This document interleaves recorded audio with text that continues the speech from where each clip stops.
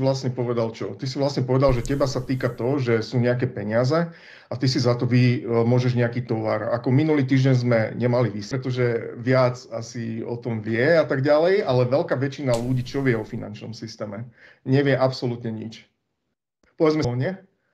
Vybereme si peniaze alebo nejako zaplatíme, aby sme si zaplatili účty a potom nejako ideme a ľudí vôbec nezaujíma, ako sa tie peniaze. Jeden z nás si myslí čo?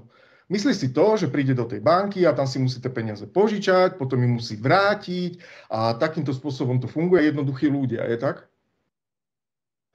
Teda jednoduchý. Zaujímajú sa to ľudia, ktorí akože chcú to naštudovať. Že ako to vlastne je, lebo chcú... Lebo zase len, jak som povedal, čo nemáme, iba googlujú. No a Google ťa pustí iba odtiaľ potiaľ v tých veciach. To je celé. No, áno, vlastne on to vôbec peniaze. Nie sú to vôbec dengy, ktoré to majú ako pohyb denga. Proste chápeme sa? Všetko je...